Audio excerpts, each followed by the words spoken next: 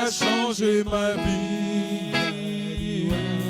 Roi des rois, Seigneur des seigneurs, c'est lui qui a changé ma vie. Roi des rois, Seigneur des seigneurs, qui a changé ma vie. Roi des rois, Seigneur des seigneurs, c'est lui qui a changé ma vie. Roi des rois, Seigneur des seigneurs, c'est lui qui a changé ma vie. Roi des rois, Seigneur des seigneurs, c'est lui qui a changé ma vie. Jésus, tu es la personne plus importante en ce lieu. Jésus, tu es la personne plus importante en ce lieu. Roi des rois, Seigneur des seigneurs, c'est lui qui a changé ma vie. Roi des rois, Seigneur des seigneurs, c'est lui qui a changé ma vie. Roi des rois, Seigneur des seigneurs, c'est lui qui a changé ma vie. Roi des rois, Seigneur des seigneurs, c'est lui qui a changé ma vie. Amen. Jésus, tu es la personne le plus importante dans ce lieu. Amen, amen, amen, amen, amen. Oh, amen. Louange et gloire. Ah, Seigneur. Les bontés de l'Éternel ne sont pas épuisées. Alléluia. Ses compassions ne sont pas à leur terme. Amen, amen. Elles se renouvellent chaque matin. Amen. Oh, que ta fidélité est grande, oh Seigneur. Alléluia. Amen. Comment ne pas Nous te allons louer. prendre les bontés de l'Éternel. Oh Seigneur, comment ne Alléluia. pas te louer. Seigneur, en ce matin, Seigneur mon Dieu, tout est grâce. Alléluia. Grâce, Merci, grâce. Amen. Oh.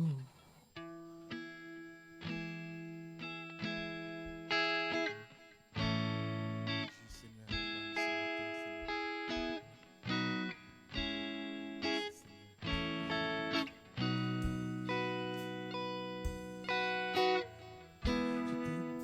Merci, Je t'aime, Seigneur. Ton amour ne faillit jamais. Tous les jours, tu me tiens dans tes mains. Dès que je me réveille, jusqu'à mon coucher, j'ai vécu dans la bonté de Dieu. Je t'aime, Seigneur. Ta bonté ne faillit jamais. Tous les jours, Tu me tiens dans tes mains. Dès que je me réveille, jusqu'à mon je coucher, chanterai les merveilles de mon je Dieu. chanterai la bonté de Dieu. Toute ma vie, hey, Toute ma vie, tu as été bon. toute ma vie, Toute ma vie, tu as été fidèle. est en moi, je chanterai la bonté de Dieu. Toute ma vie, hey, Toute ma vie, tu as été bon. Toute ma vie, tu as été fidèle. Le souffle qui est en moi, je chanterai la bonté de Dieu. toute ma vie, hey, Toute ma vie, tu as été bon.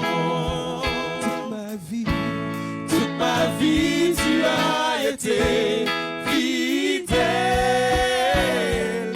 Avec le souffle qui est en moi, je chanterai la bonté de Dieu. toute ma vie, Toute ma vie, tu as été bon. toute ma vie, Toute ma vie, tu as été fidèle. Avec le souffle qui est en moi, je chanterai la bonté de Dieu. J'aime ta voix, tu me conduis à travers le feu, dans les ténèbres, tu restes auprès de moi. Je te connais comme un père et comme un ami. Je veux la bonté de Dieu. toute ma vie, Tu as été bon. toute ma vie, Tu as été fidèle. Avec le souffle qui est en moi, je chanterai la bonté de Dieu. toute ma vie, Toute ma vie, tu as été bon. toute ma vie, Toute ma vie, tu as été fidèle. Avec le souffle qui est en moi, je chanterai la bonté de Dieu. Amen. Je ne sais pas ce qu'il a fait dans ta vie, Amen, mais je amen. sais ce qu'il a fait dans ma vie. Amen, amen, Alors amen. si on peut reprendre ce chant, Alléluia, toute alléluia. ma vie tu as été bon. Je ne sais bon. pas ce qu'il a fait dans ta vie, mais je sais ce qu'il a fait dans la mienne. Alléluia. Amen. Alors je voudrais qu'on reprenne ce chant Alléluia. ensemble. Seigneur. Toute ma vie tu as été bon. Amen. Toute ma vie tu as été bon. toute ma vie. Toute ma vie, tu as été fidèle. Avec le souffle qui est en moi, je chanterai la bonté de Dieu. Toute ma vie, Toute ma vie, tu as été bon. toute ma vie, Toute ma vie, tu as été fidèle. Avec le souffle qui est en moi, je chanterai la bonté de Dieu. toute ma vie, hey, Toute ma vie, tu as été bon. toute ma vie, Toute ma vie, tu as été fidèle. Avec le souffle qui est en moi, je chanterai la bonté de Dieu. toute ma vie, hey, Toute ma vie, tu as été bon. toute ma vie, Toute ma vie, tu as été fidèle. Avec le souffle qui est en moi, je chanterai la bonté de Dieu. amen, amen, amen. Toute ma vie, Alléluia. il a été bon. Amen, Merci, amen. Seigneur. Merci, Et c'est pour Yahweh. ça que je peux me tenir devant vous Merci aujourd'hui. Seigneur. Parce qu'il a fait. Amen. Amen, amen. Amen, amen, amen. Merci Seigneur. Amen. Nous allons passer à la louange. Ton amour nous environne, ô Seigneur. Amen.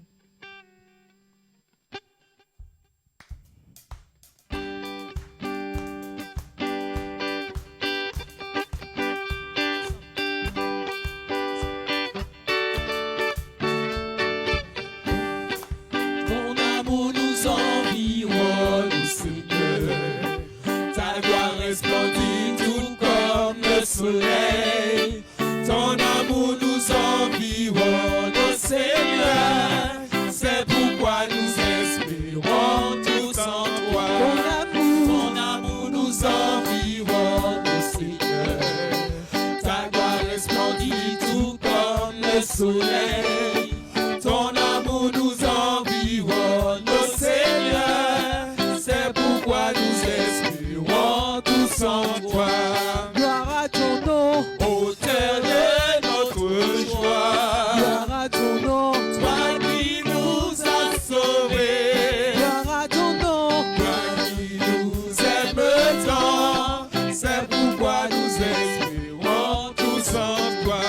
Gloire à ton nom. Auteur de notre joie, Gloire à ton nom. toi qui nous as sauvés, Gloire à ton nom. toi qui nous aimes tant, c'est pourquoi nous espérons tous en toi. Tu n'as pas Exigé de garantie avant de manifester cet amour. Ton bras de père tu nous as tendu pour nous arracher du feu de l'enfer. Gloire à ton nom. Auteur de notre joie, Gloire à ton nom. toi qui nous as sauvés, Gloire à ton nom. toi qui nous aimes tant, c'est pourquoi nous espérons tous en toi.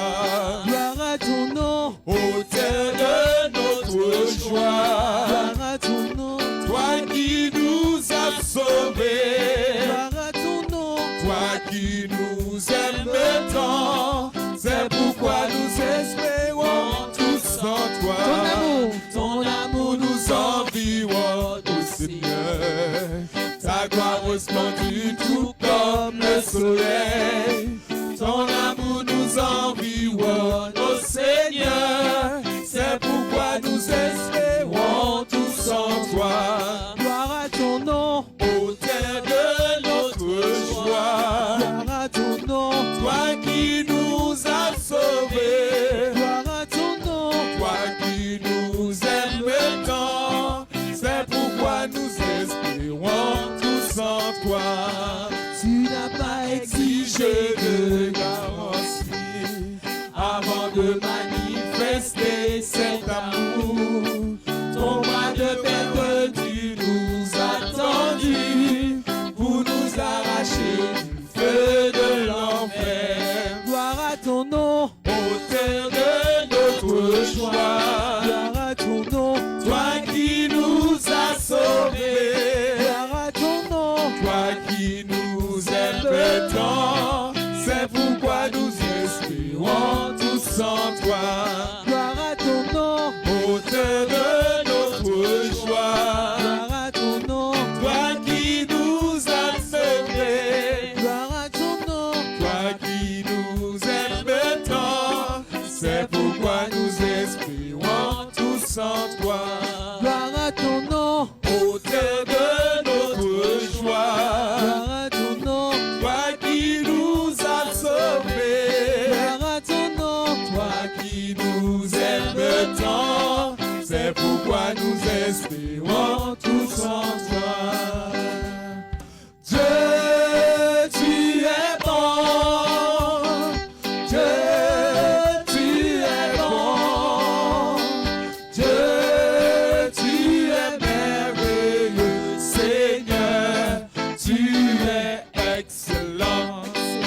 Excellent est ton nom. Excellent est ton nom. Excellent est ta force.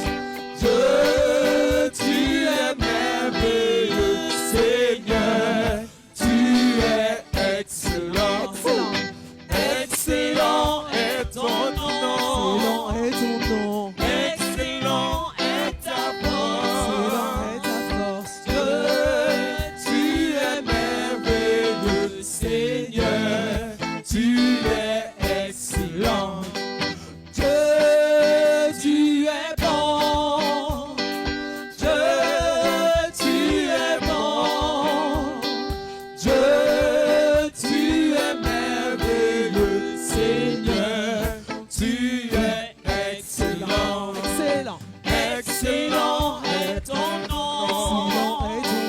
Excellent est ta porte.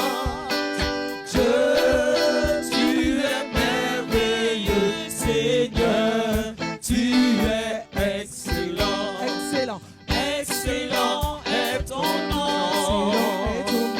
Excellent est ta force. Dieu, tu es merveilleux, Seigneur, tu es excellent. Où les roches là, où les roches là, Seigneur, moi pas là pour moi passer. Où les roches là, où les roches là, Seigneur, moi pas là pour moi passer. Israël campé, on la met où? Yo pas te ça pour yo faire yo en danger. On sait pas yo t'es oublié. Bon Dieu pas j'en commencer pour lui pas fini. Où les roches là, où les roches là, Seigneur moi pas là pour moi passer. Où les roches là, où les roches là, Seigneur moi pas là pour moi passer. Israël campé, tout la mer où? Yo pas te ça pour yo faire yo en danger. On sait pas yo t'es oublié. Mon Dieu pas j'en commencer pour lui pas fini. Mon Dieu pas j'en commencer pour lui pas fini. Mon Dieu pas j'en commencer pour lui pas fini. Mon Dieu pas j'en commencer pour lui pas fini. Où les roches là, où les roches là, Seigneur moi pas là pour moi passer. Où les roches là, où les roches là, Seigneur moi pas là pour moi passer. Israël campé, nous la mer où? Yo pas te ça pour yo faire yo en danger. On sait pas yo t'es oublié. Mon Dieu pas j'en commencer pour lui pas fini. Mon Dieu pas j'en commencer pour lui pas fini. Mon Dieu pas j'en commencer pour lui pas fini. Mon Dieu pas j'en commencer pour lui pas fini. Mon Dieu pas j'en commencer pour lui pas fini. Dieu est bon, il m'a tout donné. Oh mon âme, lève-toi et loue l'Éternel. Dieu est bon. Dieu est bon, il m'a tout donné. Oh mon âme, lève-toi et loue l'Éternel. Dieu est bon. Dieu est bon, il m'a tout donné. Oh mon âme, lève-toi et loue l'Éternel. Dieu est bon. Dieu est bon, il m'a tout donné. Oh mon âme, lève-toi et loue l'Éternel. Lève-toi et loue l'Éternel. Lève-toi et loue l'Éternel. Lève-toi et loue ton papa. Lève-toi et loue ton papa. Lève-toi et loue l'Éternel. Lève-toi et loue l'Éternel. Lève-toi et loue ton papa. Lève-toi et loue ton papa. Lève-toi et loue Jéhovah. Lève-toi et loue Jéhovah. Lève-toi et loue Jésus. Lève-toi et loue Jésus-Christ. Dieu est bon. Dieu est bon, il m'a tout donné. Oh mon âme, lève-toi et loue l'Éternel. Dieu est bon. Dieu est bon, il m'a tout donné. Oh mon âme, lève-toi et loue l'Éternel. Dieu est bon. Dieu est bon, il m'a tout donné. Oh mon âme, lève-toi et loue l'Éternel. Lève-toi et loue l'Éternel. Lève-toi et loue l'Éternel. Lève-toi et loue ton papa. Lève-toi et loue ton papa. Lève-toi et loue Jéhovah. Lève-toi et loue Jéhovah. Lève-toi et loue El Shaddai. Lève-toi et loue El Shaddai. Lève-toi et loue Jésus-Christ. Lève-toi et loue Jésus-Christ. Lève-toi et loue El Shaddai. Lève-toi et loue El Shaddai. Dieu est bon. Dieu est bon, il m'a tout donné. Oh mon âme, lève-toi et loue l'Éternel. Dieu est bon. Dieu est bon, il m'a tout donné. Oh mon âme, lève-toi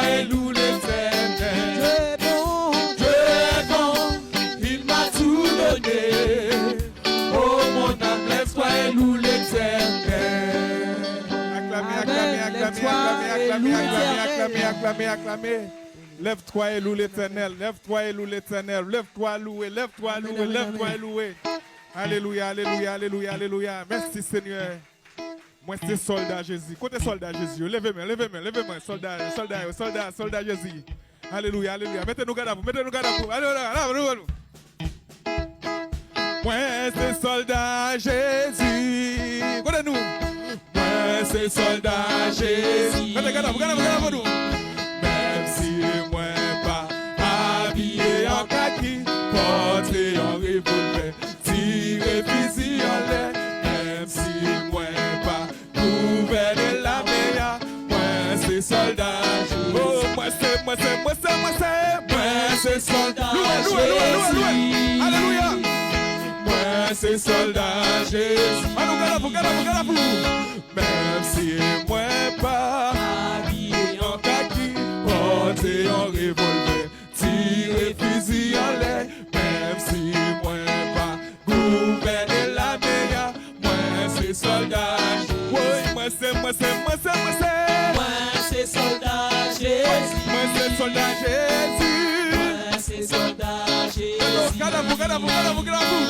Même si moi pas habillé en kaki, porté en revolver, tiré fusil en l'air. Même si moi pas gouverné la meilleure, moi c'est soldat. Oui, moi c'est soldat Jésus. Moi c'est soldat Jésus.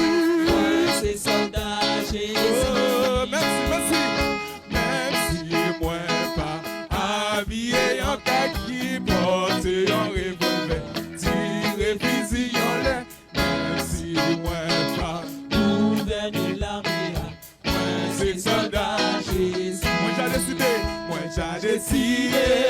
pour suivre Jésus. Est-ce qu'on décide? Moi j'ai décidé pour moi suivre Jésus. Moi j'ai décidé pour moi suivre Jésus. Pas dévirer. Moi j'ai décidé pour moi suivre Jésus. Moi j'ai décidé pour moi suivre Jésus. Moi j'ai décidé pour moi suivre Jésus. Pas dévirer. Oh, moi j'ai décidé pour moi suivre Jésus. Moi j'ai décidé pour moi suivre Jésus. Moi j'ai décidé pour moi suivre Jésus. Pas dévirer. Où j'ai décidé pour suivre Jésus. Où j'ai décidé pour suivre Jésus. Où j'ai décidé pour suivre Jésus. Pas dévirer. Pas dévirer. Oh. Pas dévirer. Oh. Pas dévirer. Oh,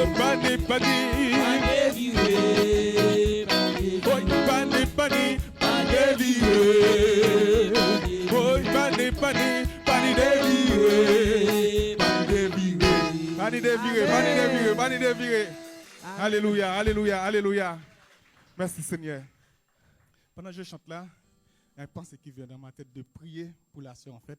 C'est quelqu'un qui a, en fait, il a un talent, mais il a une timidité en fait. C'est mon épouse. Donc bon, je vais vous demander de l'aider dans la prière pour qu'elle puisse prendre ça, enfin pour qu'elle puisse se mettre en avant. Alléluia. Amen. On va prier ensemble. Merci Seigneur Papa pour ta grâce Seigneur, pour ton amour Seigneur Papa, pour ta bonté Seigneur. Tu as dit dans ta parole, tu nous as pardonné un esprit de timidité Seigneur Papa. Aidez-nous Seigneur Papa. Dieu Seigneur Papa, allez vers l'avant Seigneur. Tu as dit encore dans ta parole, Seigneur Papa, la moisson est grande, mais il y a peu d'ouvriers, Seigneur Papa. Aidez-nous, Seigneur Papa, de prendre ça plus au sérieux, Seigneur Papa. Aidez-nous, Seigneur Papa, à lever l'avant, Seigneur Papa, pour ta gloire, Seigneur Papa. Aidez-nous encore, Seigneur Papa, de persévérer. Aidez-nous encore, Seigneur Papa, de tenir à toi, Seigneur Papa. Aidez-nous encore, Seigneur Papa, de tenir la route, Seigneur Papa. Même là où tu es dit, même là où tu es est difficile, Seigneur Papa, mais avec vous, Seigneur Papa, nous savons que nous arrivons, Seigneur Papa. Oh Seigneur Papa, pendant ta présence est là dans la salle, Seigneur Papa, au milieu de nous, Seigneur Papa.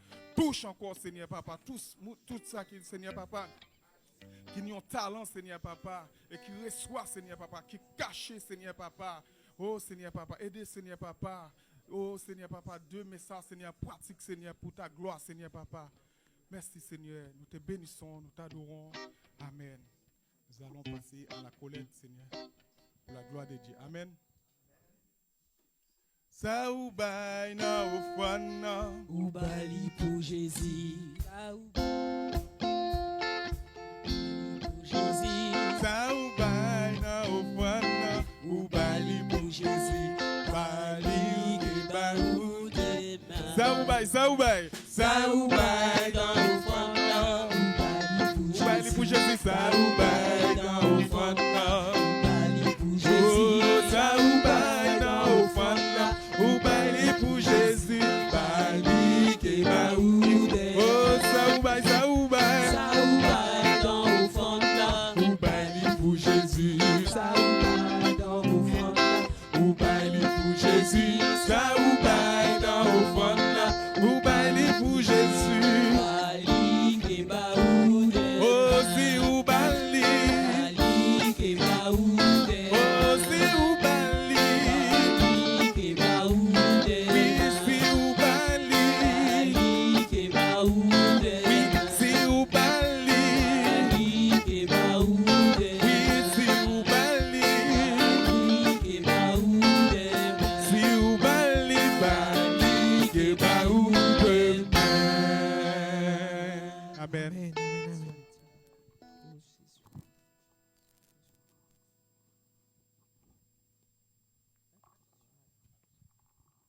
Amen, alléluia. Père éternel, mon Dieu, mon roi, Seigneur, te disons merci, Papa. Merci pour notre présence ici, tu nous as devancé, Papa. Voici, Seigneur, ce matin, c'est avec un cœur joyeux, rempli de reconnaissance, Papa, que nous te présentons nos offrandes, Père. Nous te prions d'agréer ces offrandes, Seigneur, mon Dieu, moi, de bénir tous ceux et celles qui ont mis, Seigneur, de bénir toute l'assemblée, Papa. Que ton nom seul soit glorifié à travers, Seigneur, mon Dieu, moi, ces offrandes, Papa. Nous voulons encore travailler ici-bas, Seigneur, mon Dieu. Alors nous te prions, Seigneur, mon Dieu, de continuer à nous conduire, Seigneur, de continuer à nous fortifier, à nous affermir, Papa. Que ton nom seul soit glorifié. Au nom puissant de ton Fils, Jésus-Christ de Nazareth, je t'ai prié, Papa. Amen. Amen. Merci, Seigneur. Alors,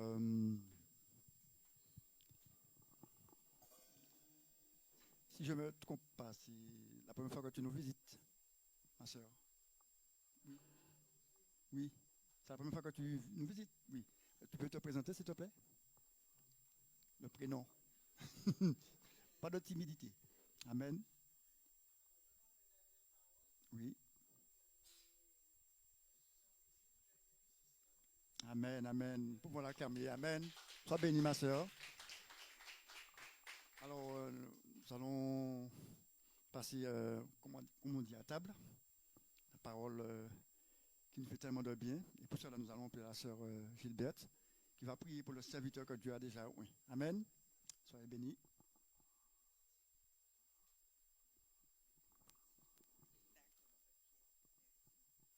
Gens de la maison de Dieu, bonjour. Amen, amen. Alors ce matin, nous sommes dans la joie. Parce qu'il faut que la joie de Dieu inonde nos cœurs. Que la grâce de Dieu repose sur nos vies. Alors ce matin, la joie de Dieu va nous inonder et va nous fortifier. Parce qu'elle est notre force. Alors ce matin, nous venons élever l'homme de Dieu, le pasteur Login, qui va nous porter la parole.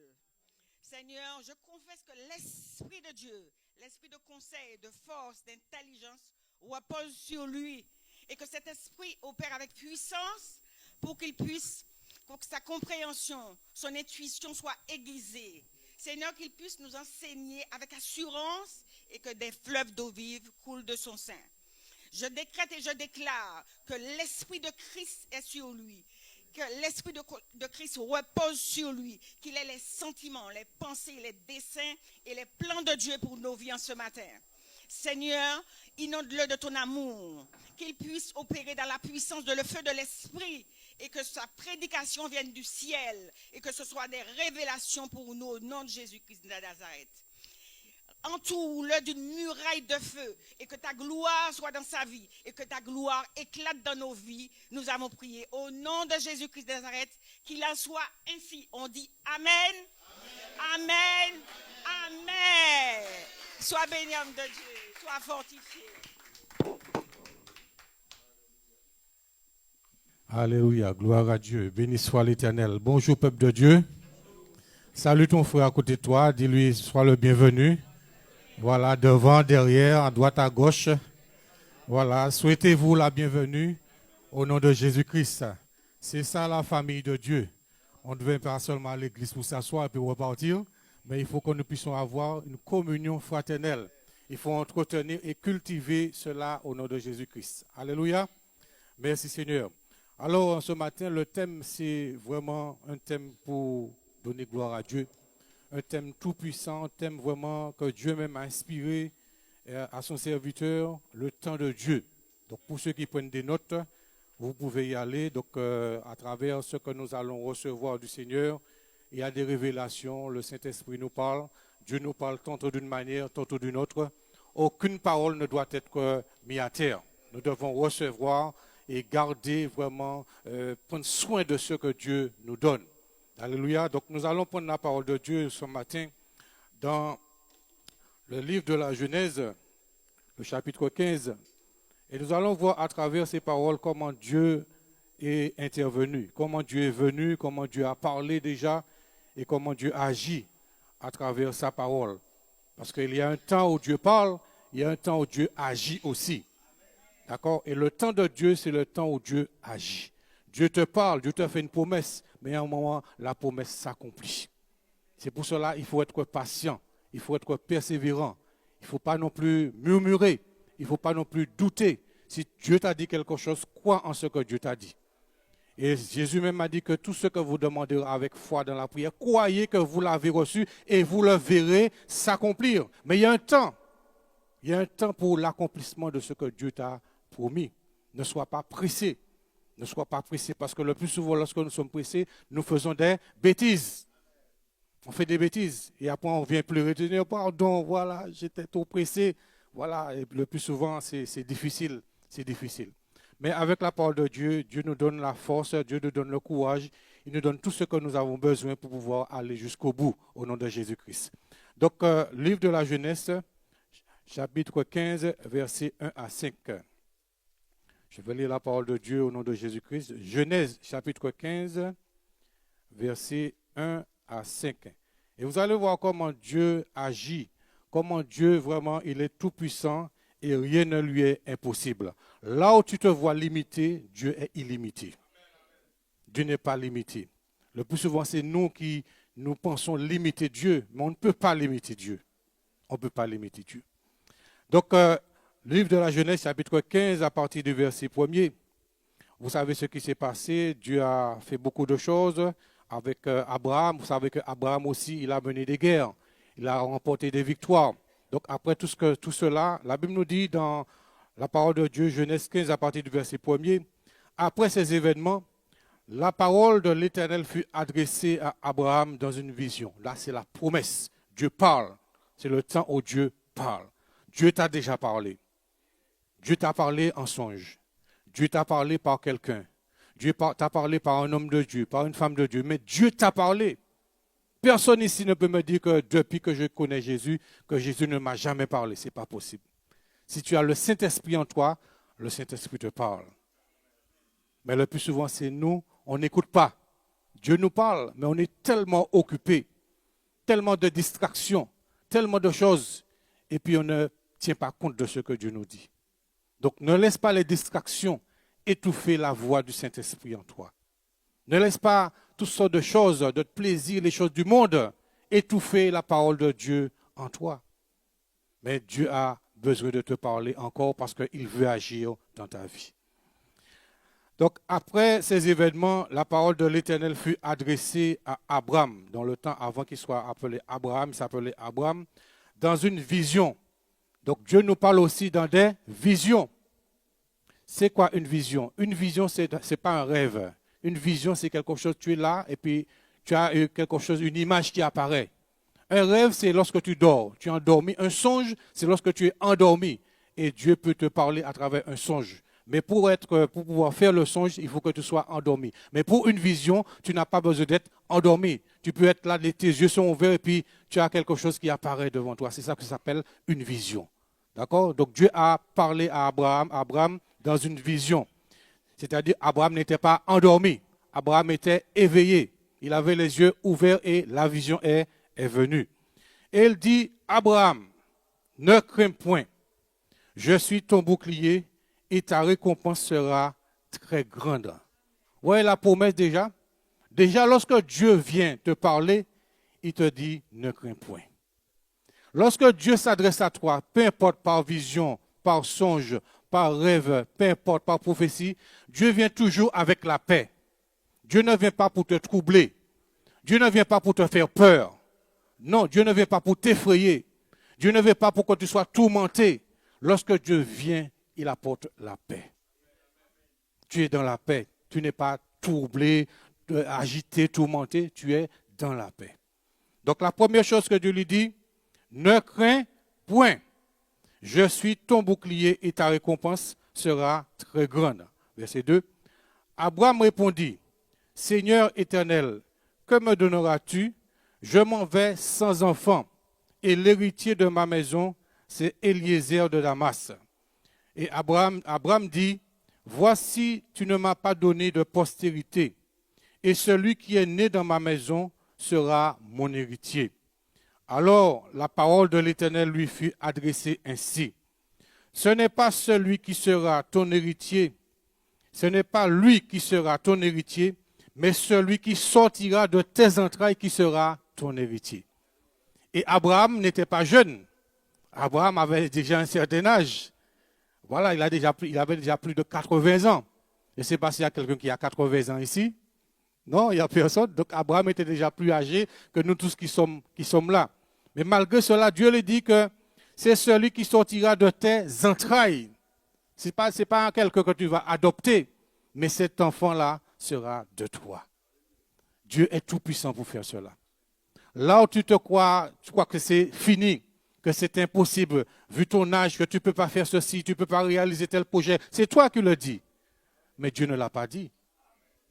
Voilà, peu importe ton âge, si Dieu a prononcé une parole sur ta vie, cette parole va s'accomplir. Mais il faut avoir la foi, garder la foi. Ne dis pas que j'ai déjà 60 ans, 70 ans, qu'est-ce que je peux faire à mon âge? Ce n'est pas vrai. Il y a des gens qui commencent leur vie à 70 ans. Il y a des gens qui commencent à réaliser des choses à 70 ans. Il y a des gens même qui vont passer leur permis à 70 ans. Il y a des gens qui vont même chercher à se former, à faire des choses, des stages, tout cela à 60 ans, 70 ans. Donc il n'est pas trop tard, ne regarde pas ton âge. Ah, je suis déjà trop vieux, j'ai déjà dépassé 60 ans, ou bien j'ai presque 50 ans. Ce n'est pas vrai. Ça, c'est l'incrédulité. Tout est possible à celui qui croit. Et rien n'est impossible à Dieu. Alléluia, acclame Dieu, tu peux le faire. Donc ne regarde plus à ton âge. Ah, j'ai pas le diplôme de ceci, j'ai pas le niveau de ceci, j'ai pas le niveau de cela. C'est toi qui le dis. C'est Dieu qui donne la capacité. Notre capacité, elle vient de Dieu. Elle ne vient pas de toi. Donc arrête de regarder à ce que tu n'as pas. Je n'ai pas ceci, je n'ai pas cela. Regarde à la puissance de Dieu. Regarde à ce que Dieu peut faire. Et Dieu le fera. Et qu'est-ce qu'il est dit, le verset 3? Abraham dit, et voici, tu ne m'as pas donné de postérité. Et celui qui est né dans ma maison sera mon héritier. Alors la parole de l'Éternel, verset 4, lui fit adresser ainsi.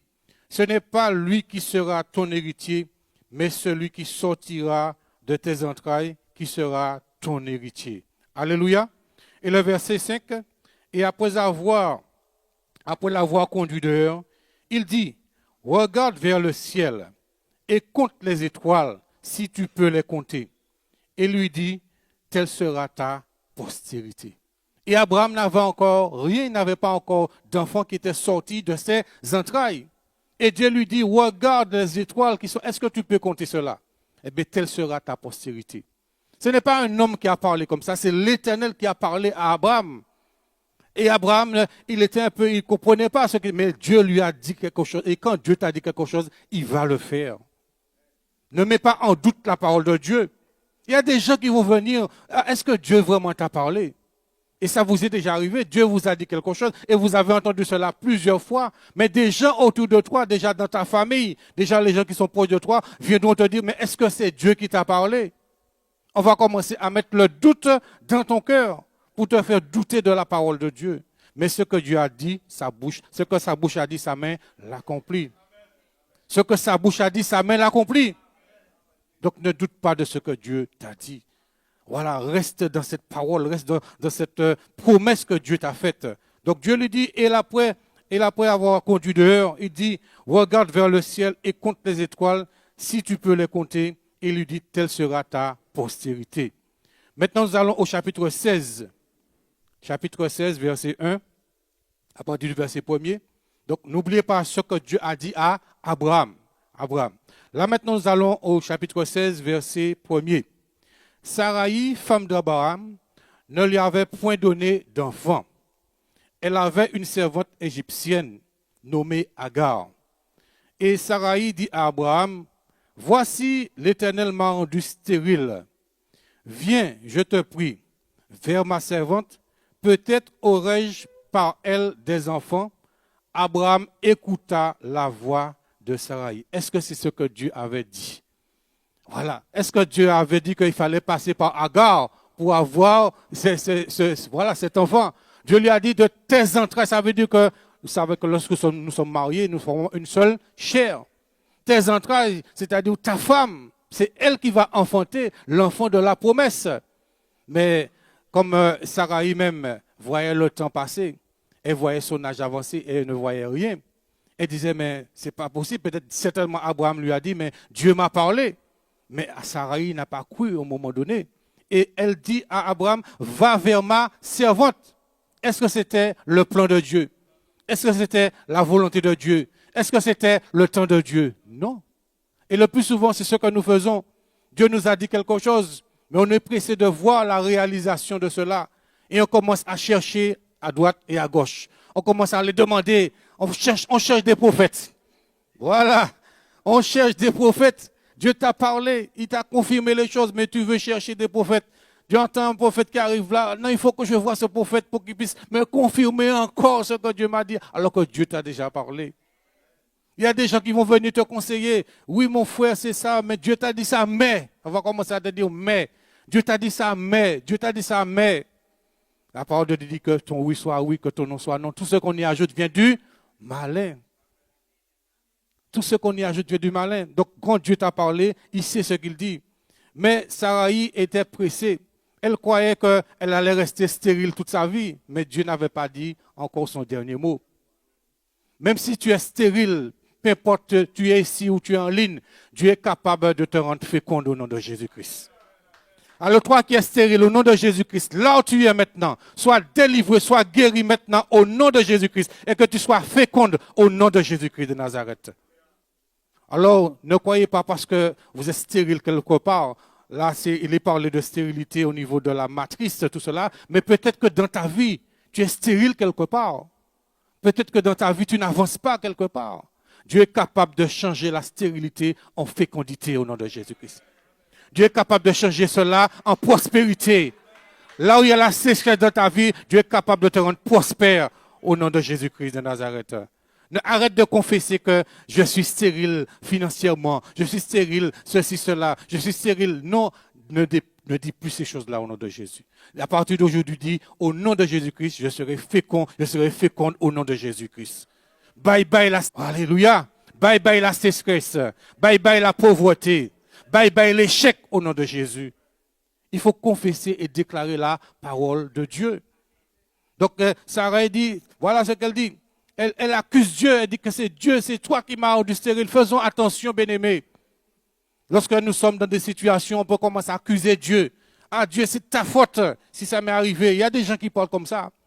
Voilà, c'est ta faute si j'ai perdu un tel. C'est ta faute si j'ai perdu mon fils.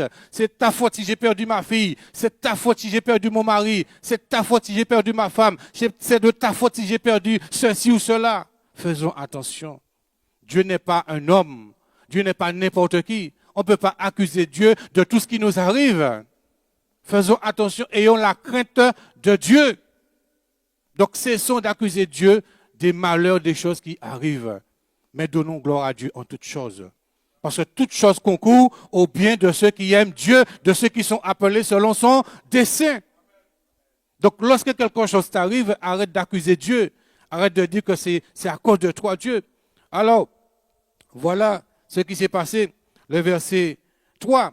Alors Saraï, femme d'Abraham, prit Agar, l'Égyptienne, sa servante, et la donna pour femme à Abraham, son mari, après qu'Abraham eut habité 10 années dans le pays de Canaan. Verset 4. Il alla vers Agar et elle devint enceinte. Lorsque la Bible dit il alla, vous savez pourquoi il est allé. Voilà, il est allé pour avoir des rapports avec Agar et elle devint enceinte. Quand elle se vit enceinte, elle regarda sa maîtresse avec mépris. Et qu'est-ce qui se passa encore? Verset 5. Et Saraï dit à Abraham, l'outrage qui m'est fait retombe sur toi. J'ai mis ma servante dans ton sein, et quand elle a vu qu'elle était enceinte, elle m'a regardé avec mépris. Que l'Éternel soit juge entre moi et toi. Abraham répondit à Saraï, voici ta servante est en ton pouvoir, agis à son égard comme tu le voudras bon. Alors Saraï la maltraita et Agar s'enfuit loin d'elle. Ouais? Donc elle a envoyé son mari vers sa servante et après elle maltraite Agar. Vous voyez cela? Vous voyez comment lorsqu'on n'est pas dans le plan, dans la volonté de Dieu, on commence à faire des bêtises. Il y a de la confusion, on commence à prendre des décisions qui ne sont pas en rapport avec la volonté de Dieu. C'est pour cela que Dieu nous dit d'être patient et d'être persévérant et de continuer à lui faire confiance. De continuer à lui faire confiance. Nous allons maintenant au chapitre 17, verset 1. Nous avançons, vous allez voir vraiment c'est quoi le temps de Dieu. Donc tout cela, Dieu a déjà parlé à Abraham. Mais là, regardez tout ce qui se passe là. Saraï qui était trop pressée, elle a donné à Agar comme femme pour Abraham, pour qu'Abraham puisse aller vers elle. Le chapitre 17, lorsqu'Abraham fut âgé de 99 ans, c'est pas 29 ans, c'est pas 59 ans, 99 ans, l'Éternel apparut à Abraham et lui dit, je suis le Dieu Tout-Puissant, marche devant ma face et sois intègre. Mais pourquoi Dieu dit ça à Abraham? Pourquoi Dieu lui dit, mais marche devant ma face et sois intègre? Pourquoi? Parce qu'Abraham n'a pas été intègre, parce qu'il a accepté d'aller vers Agar. Il aurait dû refuser pour dire que Dieu m'a parlé, j'attends la promesse de Dieu. C'est pour cela que lorsqu'on vous dit des choses, ne soyez pas pressés d'obéir. Voilà, il faut être dans le plan et dans la volonté de Dieu. Si vous savez que vous n'êtes pas dans le plan ni dans la volonté de Dieu, n'allez pas faire les choses qui sont contre la volonté de Dieu. Restez concentrés sur ce que Dieu vous a dit. Dieu vous a fait une promesse, restez concentrés sur cette promesse. Ne cherchez pas à prendre des raccourcis. Voilà ce qui s'est passé là. Ils ont cherché à prendre un raccourci. Et Dieu n'avait pas dit à Abraham d'aller vers Agar. Est-ce que c'est Dieu qui a dit à Abraham d'aller vers Agar? Non. C'est sa femme qui lui a dit d'aller vers Agar. Et regardez ce qui s'est passé. Après, Dieu lui dit, marche devant ma face et sois intègre. Parce que tu n'as pas été intègre. Je t'avais dit quelque chose, tu aurais dû attendre. Mais nous pressés, nous-mêmes, on ne sait pas attendre. Voilà, on ne sait pas attendre, on veut voir les choses se réaliser tout de suite. On a prié aujourd'hui, on veut avoir la réponse aujourd'hui. On vit dans l'instantané. Voilà, on vit dans les fast-food. Voilà, on veut avoir les choses tout de suite. On ne veut même plus faire à manger aujourd'hui. Aujourd'hui, on préfère aller acheter, on a de l'argent, on va acheter un repas, tout est déjà préparé, on commande et puis voilà. Des fois, on ne peut même pas sortir de chez soi. On a le Uber, on a toutes sortes de choses et puis on commande et puis dans quelques minutes, le repas est déjà dans la maison. On vit dans l'instantané, mais Dieu a son temps. Dieu a un temps pour accomplir. Il a un temps pour envoyer ce que tu lui as demandé. Mais il faut être patient et persévérant. Donc, voilà, la femme d'Abraham a voulu faire un raccourci, mais Dieu revient. Dieu revient vers Abraham et lui dit, voilà, marche devant ma face et sois intègre. Et le verset 2, j'établirai mon alliance entre moi et toi et je te multiplierai à l'infini. Dieu reprend encore la promesse. Il avait déjà parlé à Abraham, lui donner une promesse, et Dieu revient encore sous sa promesse. Ça veut dire que Dieu va continuer à te parler. Ou pas qu'attendre qu'il virer bon encore promesse là. Je vais encore te reparler parce que tu es têtu. Voilà, tu veux prendre des raccourcis. Je t'ai déjà parlé, mais tu veux chercher encore des confirmations. Donc Dieu encore appelle, il dit à Abraham, voilà ce que je vais faire avec toi. Je vais te bénir à l'infini. Le verset 3, Abraham tomba sur sa face et Dieu lui parla en disant, voici mon alliance que je fais avec toi. Tu deviendras père d'une multitude de nations. Vous voyez, Abraham avec quel âge? 99 ans. Comment à 99 ans, je peux être père d'une multitude de nations? Qu'est-ce que je peux faire à cet âge-là? 99 ans. À cet âge-là, on est déjà arrière-grand-père. Et oui, 99 ans, Dieu lui dit, voilà, tu deviendras père d'une multitude de nations. Quel que soit ton âge, mon frère, quel que soit ton âge, ma soeur, quand Dieu t'a dit quelque chose, il va le réaliser. Ne regarde pas ton âge. Ah oui, je suis trop jeune. Ah j'ai trop d'enfants. Ah, je travaille pas. Ah, ceci, ah, cela. Dieu t'a dit quelque chose, il va le faire. Sois patient et persévérant. Et reste dans l'obéissance. C'est ça. Donc Dieu lui dit, tu deviendras père d'une multitude de nations. Le verset 5, on ne t'appellera plus Abraham, mais ton nom sera Abraham. Car je te rends père d'une multitude. Vous voyez comment Dieu répète. Il y a des répétitions dans les promesses. Donc Dieu t'a déjà parlé. Ça fait des années que tu entends la même chose. Tu pries, à chaque fois tu as la même réponse. Mais qu'est-ce que tu attends encore? C'est que tu es encore pressé. Si la bénédiction tarde, attends-la, tu la verras certainement. Et puis souvent on est pressé. Seigneur, oui, depuis le temps, regarde, elle s'est déjà mariée. Elle vient d'arriver là, elle est déjà mariée. Surtout dans les églises, on entend ça. La sœur vient d'arriver là, elle est déjà mariée. Quoi, depuis longtemps que je suis là, j'attends. Ou bien le frère est arrivé là, il est déjà marié. Mais il y a ton temps, il y a le temps de Dieu. Mais ça soit persévérant. Et c'est plus souvent, à cause de l'impatience, des gens font des bêtises. Ils vont chercher eux-mêmes. Alors comme Dieu ne répond pas au moment où ils veulent, alors je vais chercher moi-même. Dieu prend trop de temps. Alors lorsque tu cherches toi-même, c'est la chair à ce moment-là. Tu n'es plus dans l'esprit. Et après, tu viens pleurer pour le pasteur, l'homme de Dieu, la femme de Dieu. Voilà, je crois que je me suis trompé. Mais est-ce que c'était le temps de Dieu? Tu n'as pas respecté le temps de Dieu. Tu as voulu faire de toi-même. Tu veux ouvrir une entreprise, tu veux faire quelque chose. Ah, c'est depuis le temps que j'ai prié pour cela, je ne vois rien. J'ai un projet depuis le temps, mais il y a le temps de Dieu. Persévère Dieu au moment où Dieu agira, parce que Dieu t'a déjà parlé, il t'a déjà fait la promesse, mais au moment où il rentre en scène, il va te donner tous les moyens pour que l'entreprise soit créée au nom de Jésus-Christ. Pour que ce projet puisse se réaliser. Lorsque Dieu entre en scène, c'est là le temps de Dieu, c'est le temps où Dieu entre en scène. C'est le temps où il agit. Il a déjà parlé, mais c'est le temps où il agit. Mais il faut être patient. Il faut être patient. Alors le verset 7, verset 6 déjà. Je te rendrai fécond à l'infini. Je ferai de toi des nations. Je ferai de toi des nations. Et des rois sortiront de toi. Acclame mon Dieu pour ces paroles. Des rois sortiront de toi. Des rois. À 99 ans, Dieu parle à un homme qui a 99 ans et Dieu lui dit, des rois sortiront de toi. Qu'est-ce que Dieu ne peut pas faire? Jésus a pu ressusciter un homme qui était déjà mort depuis 4 jours, Lazare. Quelqu'un qui était déjà mort depuis 4 jours, qui sentait déjà, son corps était déjà en décomposition. Jésus est venu, il a dit, où est la pierre? Lazare sort. Lazare est sorti vivant. Alléluia. Qu'est-ce que Jésus ne peut pas faire? Son corps était déjà pourri. Des vers étaient déjà en train de ronger. Tout le monde, les gens avaient déjà, ils avaient fini avec déjà Lazare. Ils ne pensaient plus à Lazare.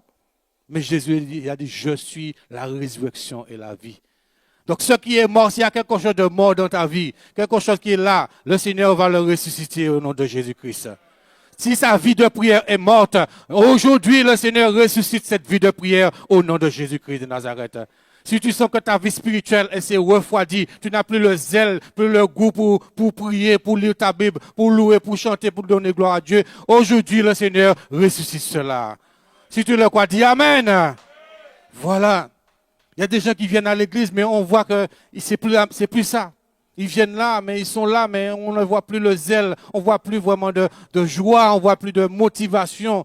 Eh bien, le Seigneur est capable de ressusciter cela par sa puissance et par son esprit. Alléluia. Donc, rien n'était possible à Dieu. Donc, Dieu lui dit, des rois sortiront de toi. Donc, il y a de bonnes choses que Dieu veut faire sortir de ta vie. Il y a des choses puissantes que Dieu veut faire sortir de ta vie. Ne regarde pas à ta nationalité, à ton âge, à ceci. Dieu est capable de faire sortir de grandes choses dans ta vie. Quel que soit ton âge, quelle que soit ta situation financière, matérielle, spirituelle, Dieu est capable de faire sortir de grandes choses de ta vie. Il faut le croire.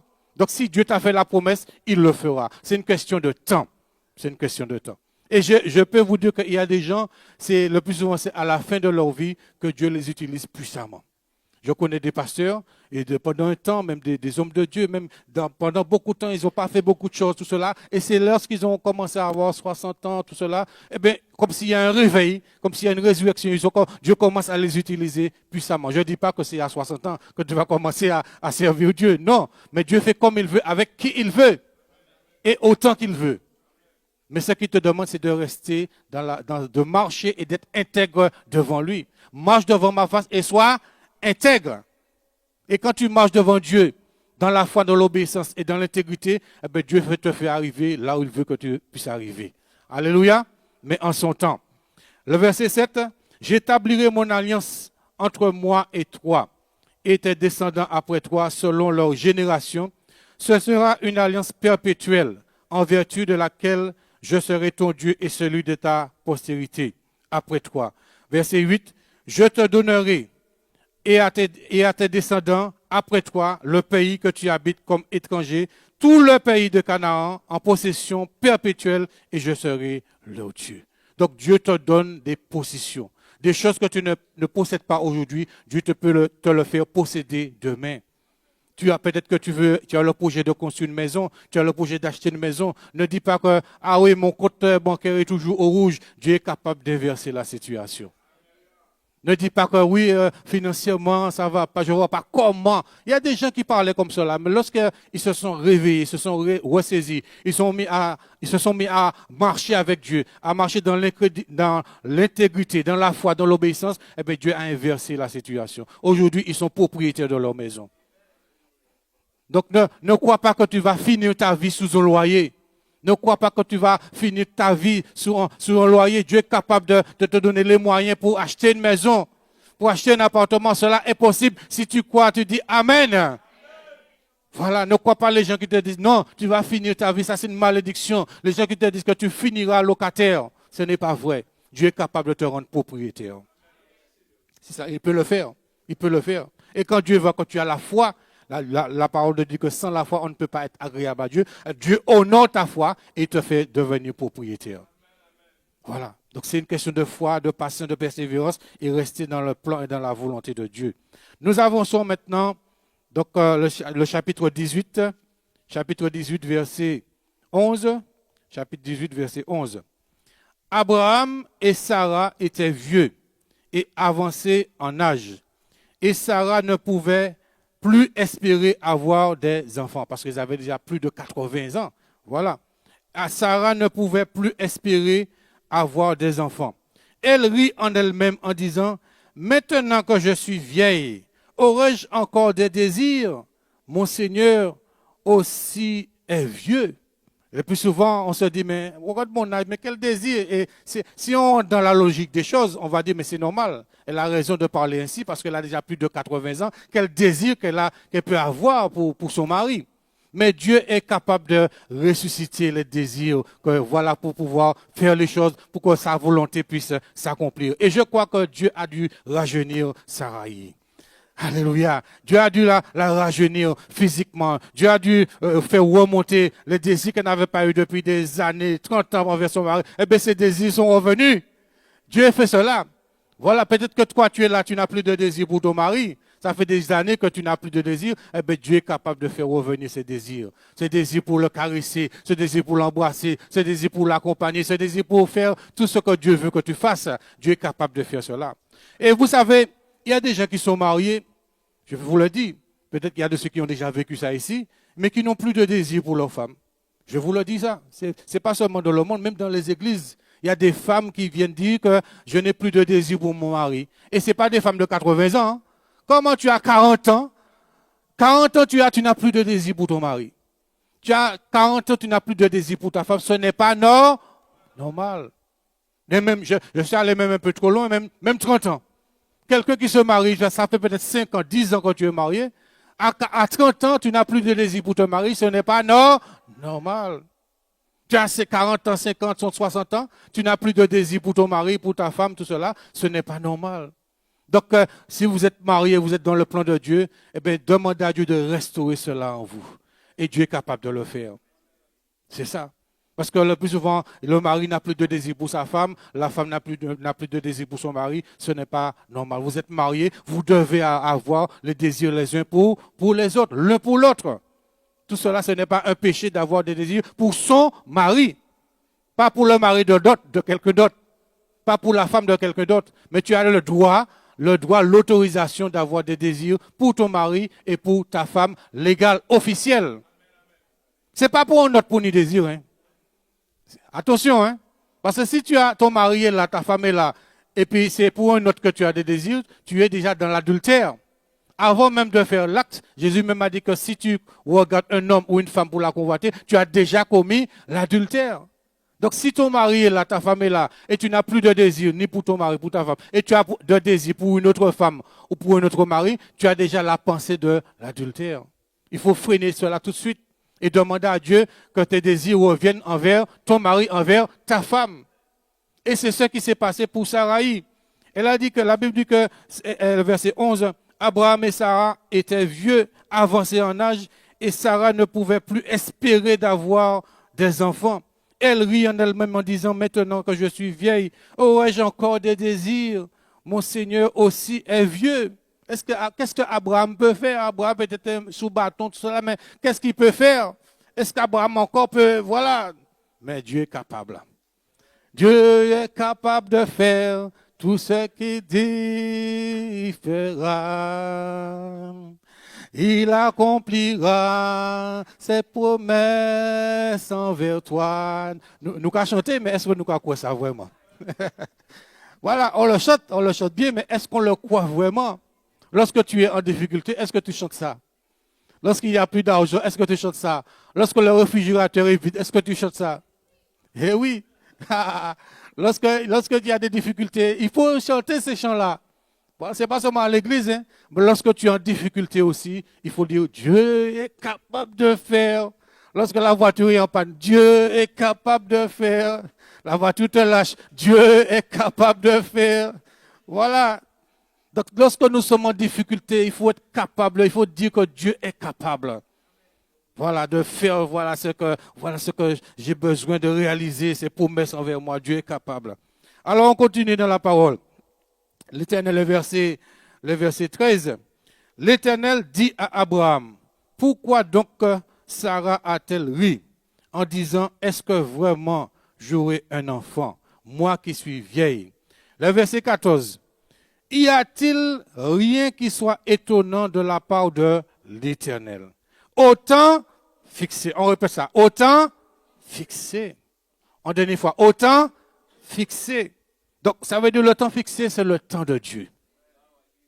Dieu te laisse faire. Bon, j'ai déjà parlé, bon, tu fais ceci, tu fais des affaires, tu veux prendre des décisions, tout cela. Mais Dieu a un temps fixé. Voilà. Il te regarde là, Dieu est en train de t'observer. Quand je lui ai parlé, mais il ne croit pas, il est en train de vouloir faire les choses d'elle-même.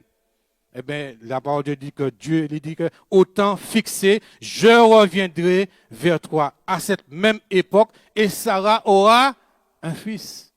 Sarah qui avait déjà plus de 80 et quelques, Abraham avait déjà 99 ans. Et Dieu lui dit que au temps fixé, je reviendrai vers toi à cette même époque et Sarah aura un fils. C'est pas un homme quelconque qui a parlé là.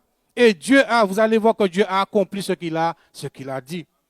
Sarah mentit en disant, je n'ai pas ri, car elle eut peur. Mais il dit, au contraire, tu as ri. Mais je comprends Sarah. Voilà, 80 et quelques, ça m'en peut faire. Le plus souvent, on rit lorsque Dieu nous donne des promesses. On voit ça tellement grand. Mais vraiment, est-ce que c'est vraiment, est-ce que moi-même je jouerai ça? Est-ce que moi-même je deviendrai ça? Dieu t'a fait une promesse pour ton appel, ton ministère, ta vocation, tes projets, tout. Mais tu te dis, mais moi-même, est-ce que vraiment, tout ça de mon parcours, tout ça de bêtises que j'ai déjà fait, tout ça d'erreurs que j'ai déjà commis, tout ça de fautes, est-ce que vraiment, mais Dieu est capable? Voilà, là où les hommes t'ont rejeté, Dieu te ramasse. Là, on t'a chassé, Dieu t'accueille. Donc, ne dis pas qu'il est trop tard. Il n'est pas trop tard. Avec Dieu, il n'est pas trop tard. D'accord? S'il était trop tard, tu ne serais pas ici. Donc, si tu es ici, c'est qu'il y a encore de l'espoir. Acclame Dieu. Si tu es ici, c'est parce qu'il y a encore de l'espoir pour toi, il y a encore de l'espérance. C'est pour cela que ne laisse personne te faire douter. On va maintenant dans le chapitre 21. Le chapitre 21, toujours dans Genèse. Chapitre 21, verset 1 à 8. Voilà, chapitre 21, verset 1 à 8. L'Éternel se souvint de ce qu'il avait dit à Sarah. Vous vous rappelez qu'est-ce qu'il a dit? À cette même époque, je reviendrai et Sarah aura un fils. Donc il y a des choses qui se sont passées, tout cela. Et puis là, la parole de Dieu nous dit que l'Éternel se souvint de ce qu'il avait dit à Sarah. Et l'Éternel accomplit. L'Éternel accomplit pour Sarah ce qu'il avait promis. Pourquoi? Parce qu'il avait un temps fixé. Donc le temps que Dieu a fixé pour l'accomplissement de ton miracle arrive au nom de Jésus-Christ. Et Dieu accomplira ce qu'il t'a dit. Il accomplira ses promesses envers toi. Il accomplira, mais il a un temps fixé pour cela. Ne murmure pas, ne te plains pas. Il reste dans le plan de Dieu. Persévère tout simplement, donne gloire à Dieu et attends. D'accord? La bénédiction est déjà en chemin. Elle va t'atteindre et elle va marcher avec toi au nom de Jésus. Mais il faut avoir la foi et rester dans la paix. Ne t'agite pas. Ne cherche pas des prophètes. Cherchez prophète par-ci, cherchez prophète par-là.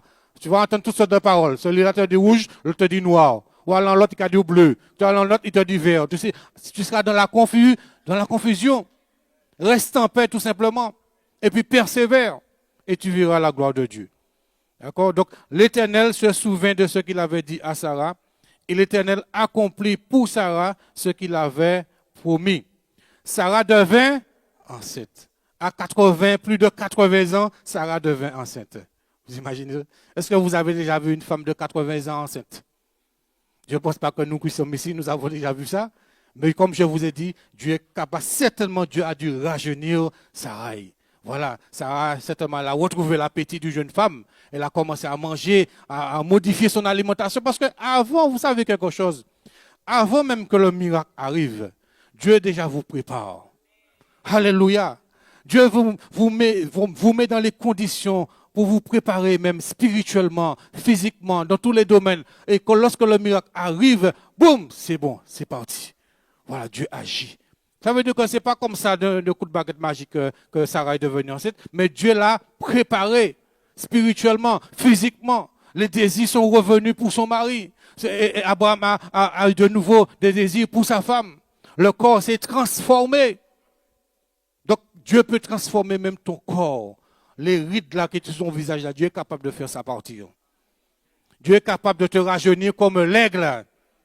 Là où tu te sens fatigué, Dieu est capable de te faire marcher vraiment sans te lasser, sans te fatiguer.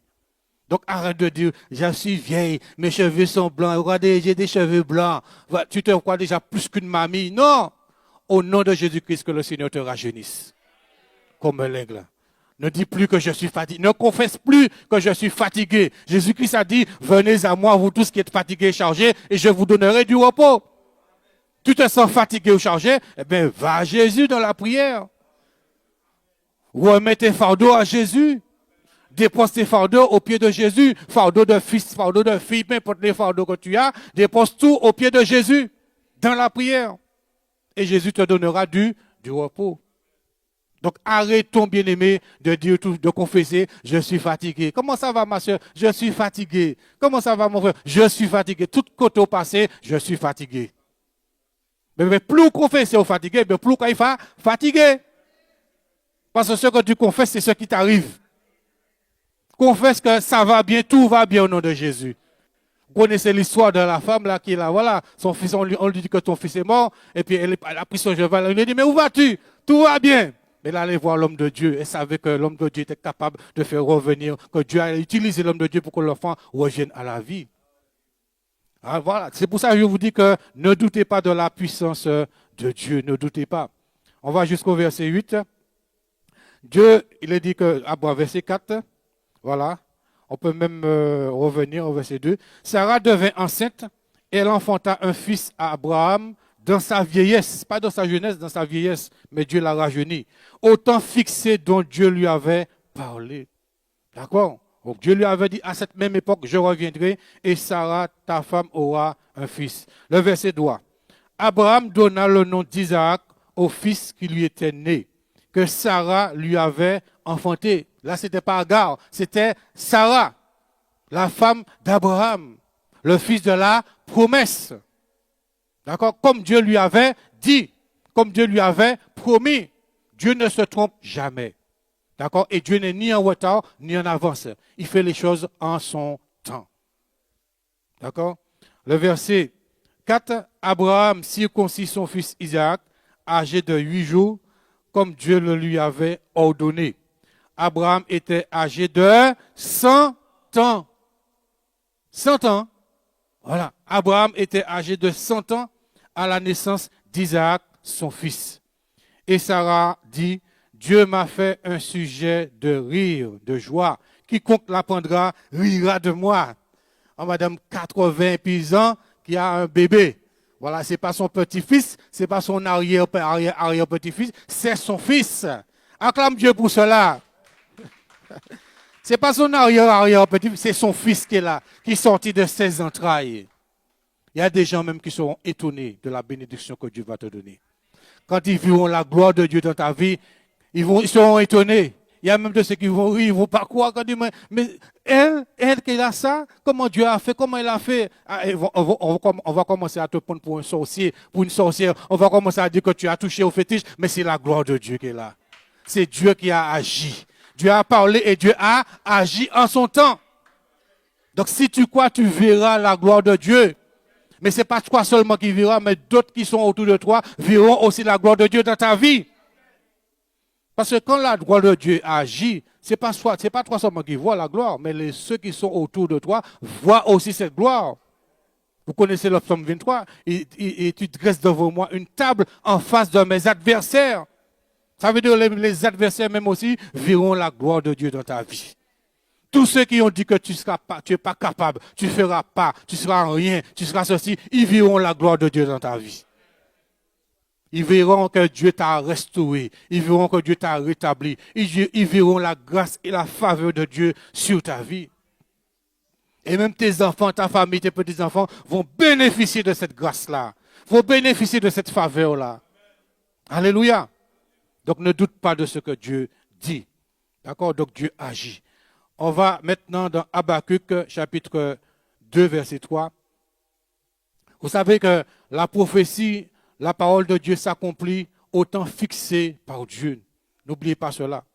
Quand Dieu a promis quelque chose, sa parole s'accomplit au temps que lui-même a fixé. Pas en ton temps. Pas dit, Seigneur, je veux que telle date à telle heure, je veux ça. C'est pas comme ça. Voilà. J'ai prié aujourd'hui, Seigneur, je vais jeûner 3 jours et après 3 jours de jeûne, je veux voir cela. Vous pouvez jeûner 40 jours, Dieu va t'exaucer au temps qu'il a lui-même fixé. Il y a de ceux qui font ça, qui veulent jeûner comme si pour accélérer les choses. Ah non, je vais jeûner, je vais rester faire un jeûne de 3 jours à sec. Ou bien je vais faire un jeûne de 21 jours, de 40 jours. Tout cela parce que je veux bouger le bras de Dieu. Non, tu ne peux pas faire ça. Dieu fait les choses autant que lui-même a fixé. Il te dit, mais non, il faut rester en paix, reste en paix. Voilà, arrête de t'agiter, arrête de vouloir jeûner, faire des choses, tout cela. Reste en paix, puis persévère. Continue à venir, continue à persévérer et je ferai les choses autant que moi-même j'ai fixé.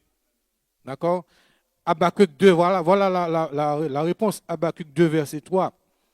Lisons-le ensemble, allons-y, lisons-le ensemble. Ensemble, lisez le verset, Habakkuk 2, verset 3.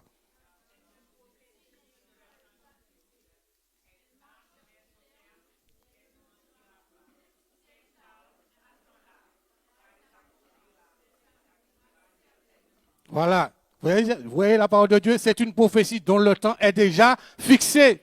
Dieu a déjà fixé le temps pour l'accomplissement de sa parole. Il a déjà fixé cela. C'est déjà scellé pour Dieu. C'est toi qui te poses des questions, mais quand, comment, où, tout cela, Dieu a déjà fixé. Le temps est déjà fixé. Dieu a déjà fixé le jour pour que tu vois l'exaucement de tes prières. Il a déjà fixé cela. Il a dit, elle marche vers son terme. Elle ne mentira pas.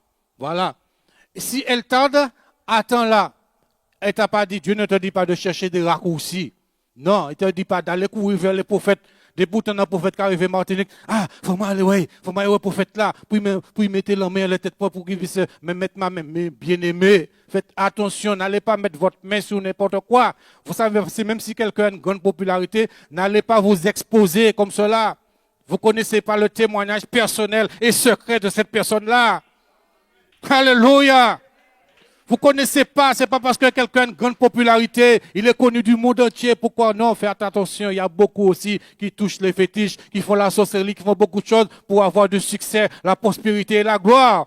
Faites attention, n'allez pas mettre votre tête, exposer votre tête sous la main de n'importe qui, des gens que vous ne connaissez pas. Faites attention à cela, soyez prudents. Soyez prudents. D'accord? La parole nous dit qu'elle marche vers son thème et ne mentira point. Si elle tarde, attends-la. La patience. La patience, c'est le fruit de l'esprit.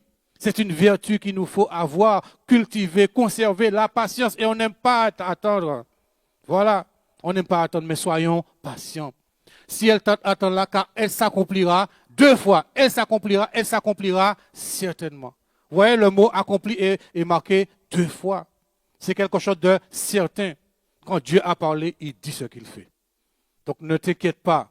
Voilà, ne t'inquiète pas. Attends-la tranquillement, paisiblement, persévère, sanctifie-toi aussi. Voilà, sanctifie-toi, consacre-toi et continue à persévérer, à servir le Seigneur.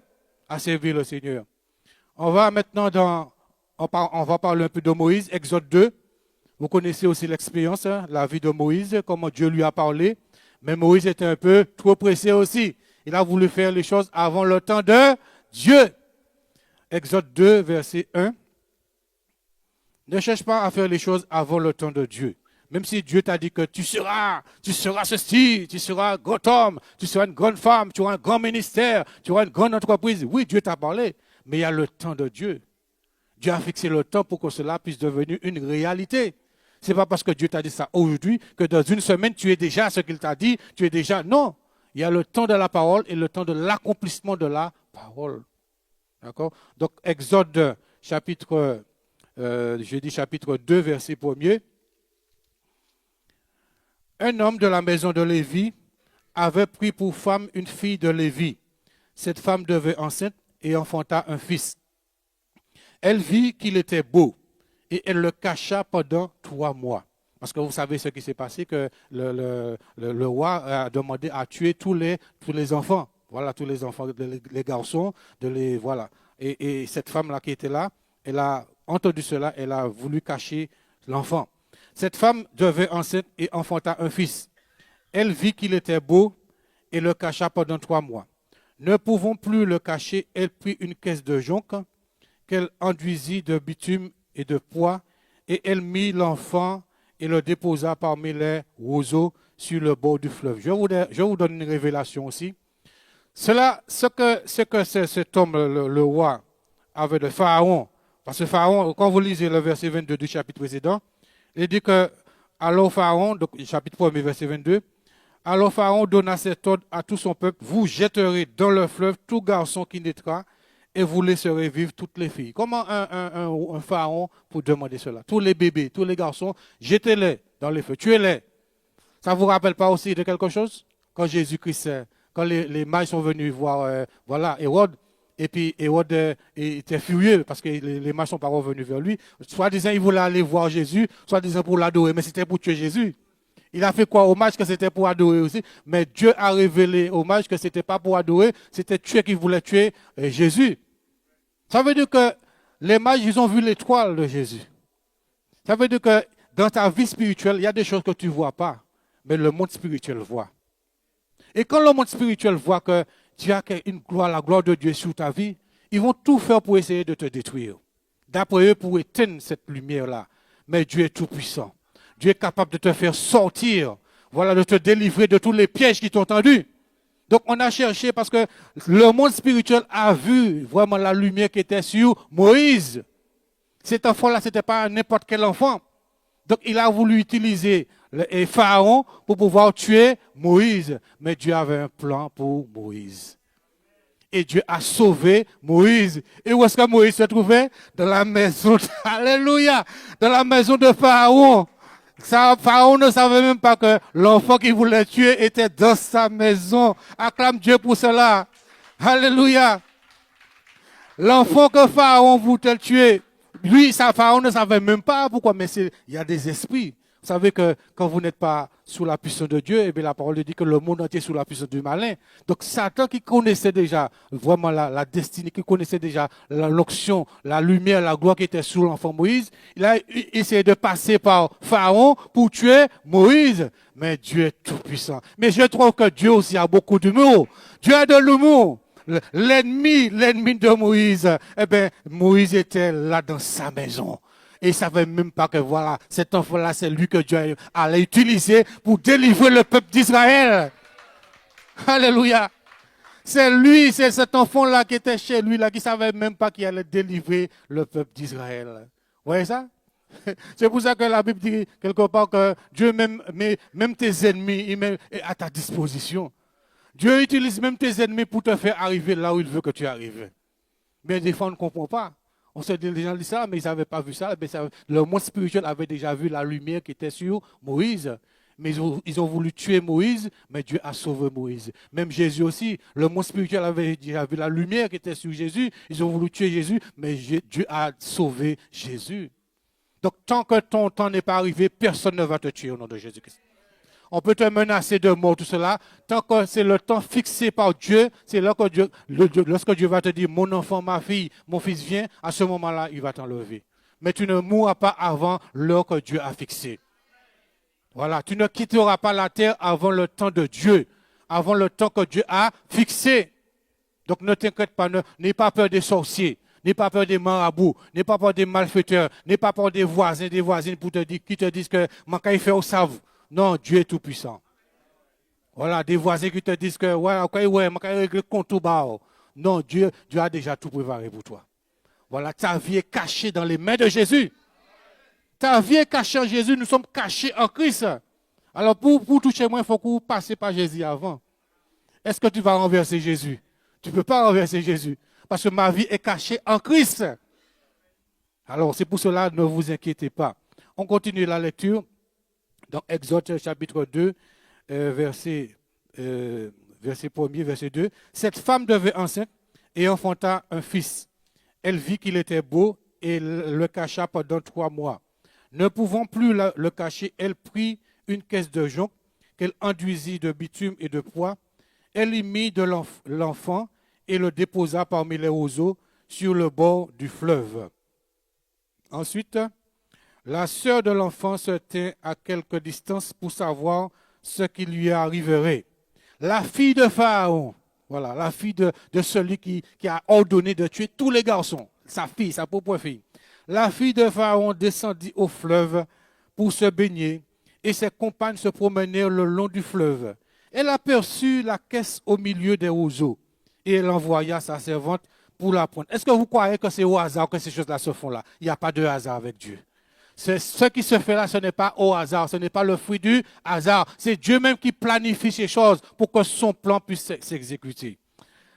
Verset 6, elle ouvrit et vit l'enfant. C'était un petit garçon qui pleurait. Moïse, un petit garçon qui pleurait. Mais ce petit garçon-là, il avait une destinée. Il avait une destinée glorieuse. Vous imaginez, il a fait traverser plus de 600, Dieu l'a utilisé pour faire traverser plus de 600 000 personnes, sans compter les femmes et les enfants, pour marcher à pied sec au milieu de la mer Rouge. Eh bien, cet enfant-là, c'est là. Il pleurait, il était là tout simplement, mais ce n'était pas n'importe quel enfant. Ce n'est pas n'importe qui. Elle l'ouvrit et vit l'enfant. C'était un petit garçon qui pleurait. Elle en eut pitié et elle dit, c'est un enfant des Hébreux. Et pourtant, voilà, c'était encore plus dangereux. C'était plus dangereux. Un Hébreu dans la maison de Pharaon, Un hébreu, c'était des esclaves. Voilà, c'était un fils d'esclave, un enfant d'esclave dans la maison de Pharaon. Mais c'est Dieu qui fait cela. Là où Dieu veut t'emmener, personne ne peut rien te faire. Si Dieu a décidé que tu iras là, tu iras là. Si Dieu a décidé que tu seras ceci ou cela, tu seras ceci ou cela, ce qu'il a décidé que tu sois. C'était un enfant de Hébreux. Alors la sœur de l'enfant dit à la fille de Pharaon, veux-tu, regardez comment Dieu est bon, Dieu est formidable. Dieu a de l'humour. Vous croyez que Dieu c'est quelqu'un de sévère, toujours méchant, avec un bâton dans sa main, c'est pas vrai. Dieu a aussi plein d'amour, il a plein de joie, il est plein de compassion. Il a de la joie parce que la joie du Seigneur vient, de notre force vient de la joie du Seigneur. La joie du Seigneur, c'est notre force. Donc Dieu a de l'humour, il a de la joie aussi. Regardez ce qui se passe. La sœur de l'enfant dit à la fille de Pharaon, veux-tu que j'aille te chercher une nourrice parmi les femmes des Hébreux pour allaiter cet enfant? Va, lui répondit la fille de Pharaon, et la jeune fille alla chercher la mère de l'enfant.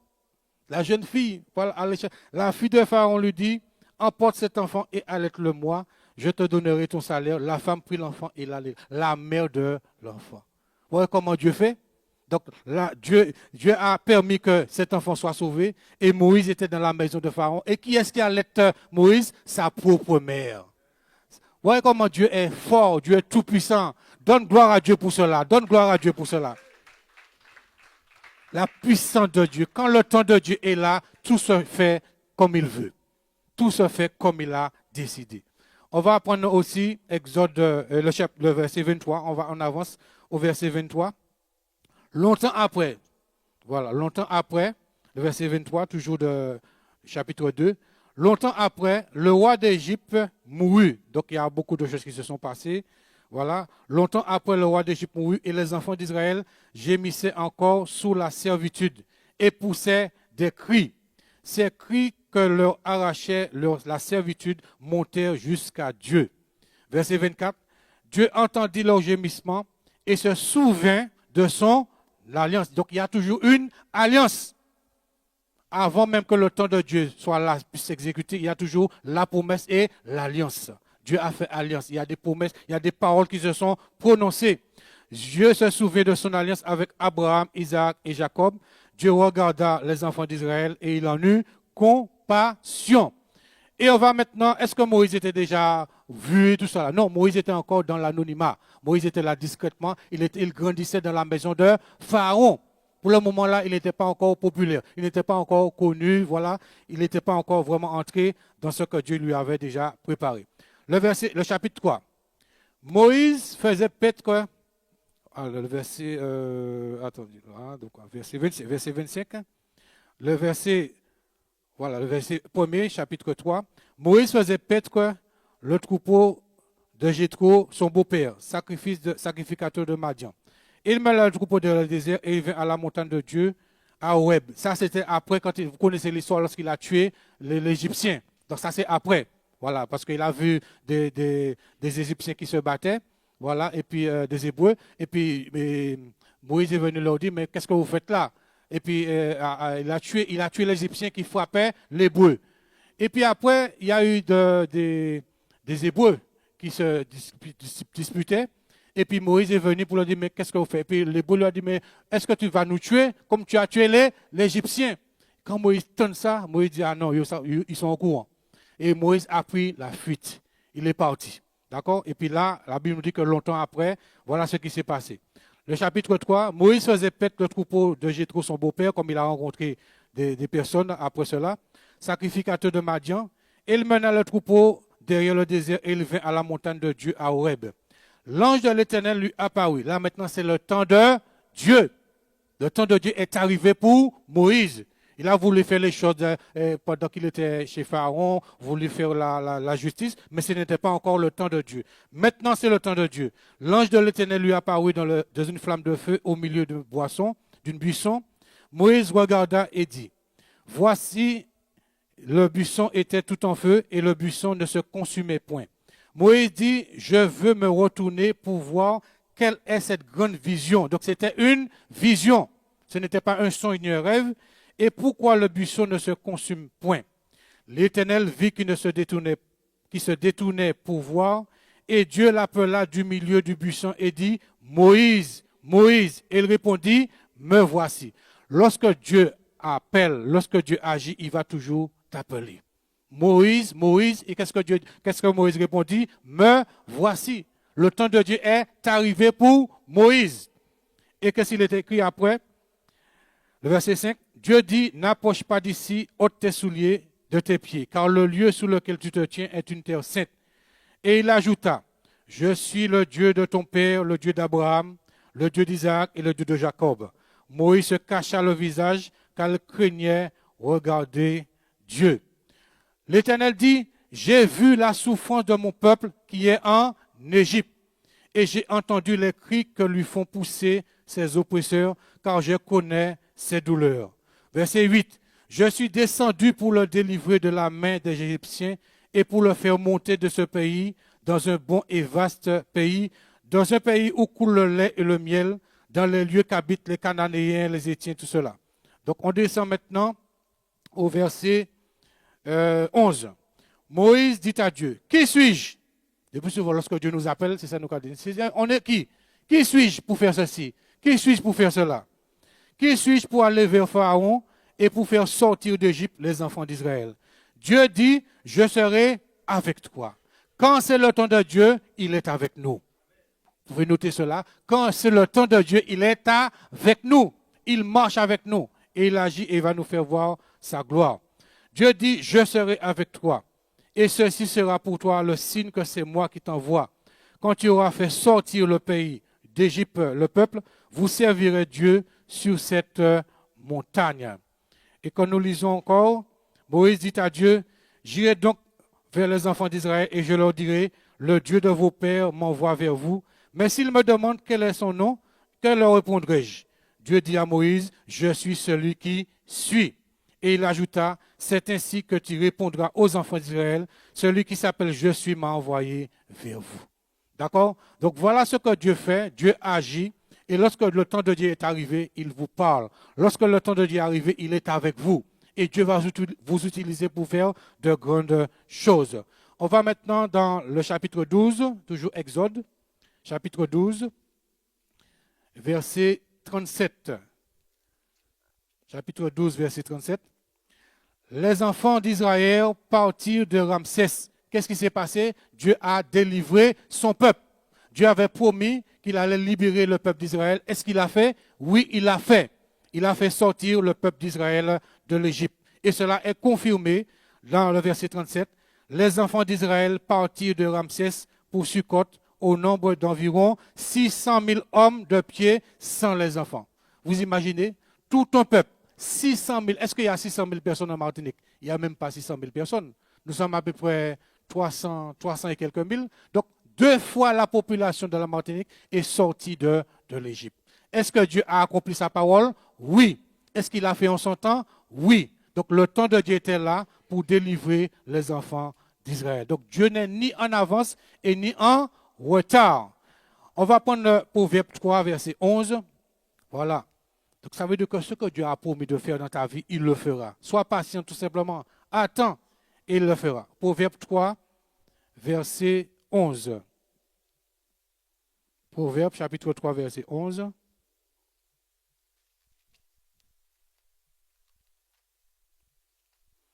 On peut lire cela ensemble. Proverbe chapitre 3, verset 11. On y va? C'est là. Voilà. Proverbe chapitre 3, verset 11. Voilà. Donc, c'est la bénédiction de l'Éternel qui enrichit et ne la fait suivre d'aucun chagrin.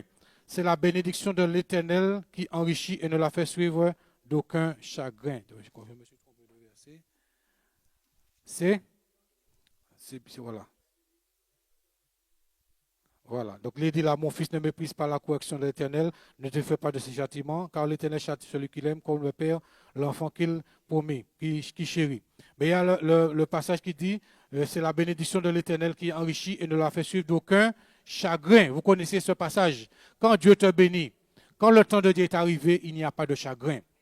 Quand Dieu intervient, quand c'est le temps de Dieu pour te bénir, et ce n'est pas suivi de chagrin.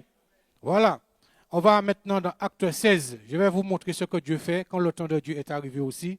Qu'est-ce qu'il fait? Acte 16, verset 24. Vous connaissez l'histoire lorsque l'apôtre priait, lorsqu'il louait le Seigneur. Et qu'est-ce qui s'est passé? Les prisonniers ont été délivrés.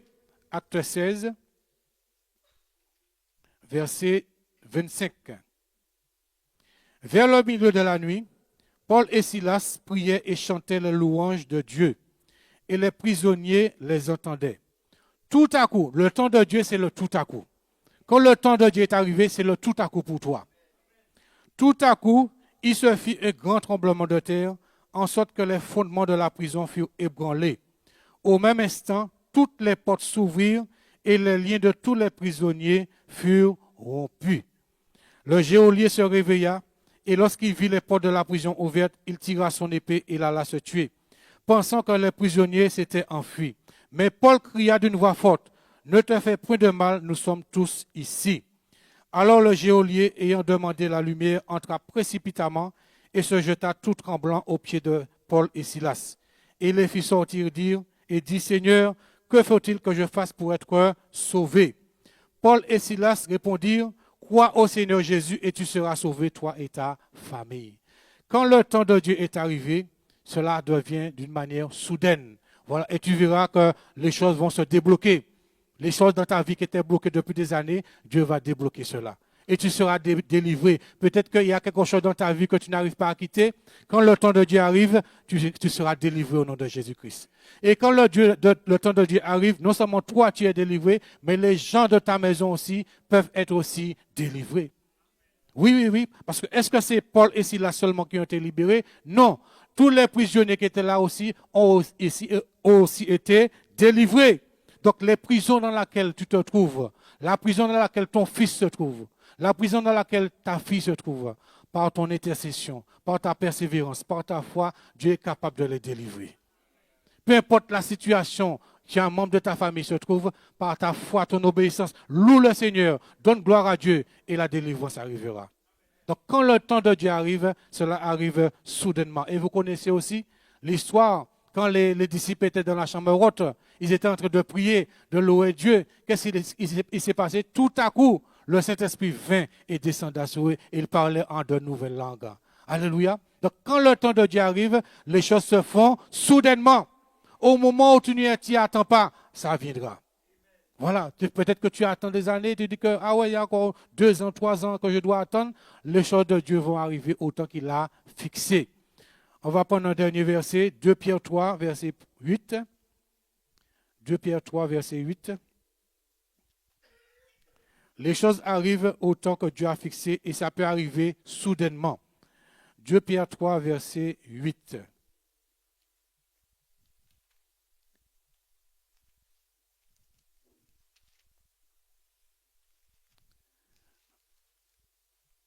Pierre chapitre 3, verset 8. Mais il est une chose bien-aimée que vous ne devez pas ignorer. C'est que devant le Seigneur, un jour est comme 1000 ans. Et 1000 ans sont comme un jour. Cela veut dire quoi? Ce que vous pensez que Dieu fera, peut-être qu'il va se réaliser en 1000 ans. Il faut attendre 1000 ans, il faut attendre. Dieu peut le faire en un seul jour. Ce que tu peux penser que ta situation, ça va changer dans quelques mois, dans quelques années. Dieu peut le changer aujourd'hui même. Oui, ta situation là, Dieu peut le changer en un seul jour. Un jour est comme 1000 ans et 1000 ans sont comme un jour. Et on continue le verset. Le Seigneur ne tarde pas dans l'accomplissement de la promesse, comme quelques-uns le croient.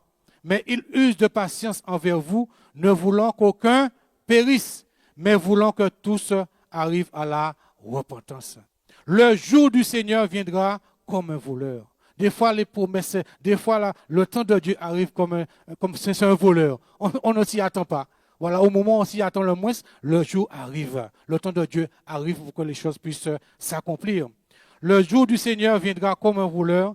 En ce jour, les cieux passeront avec fracas, les éléments embrasés se dissoudront, et la terre avec les œuvres qu'elle renferme sera consumée.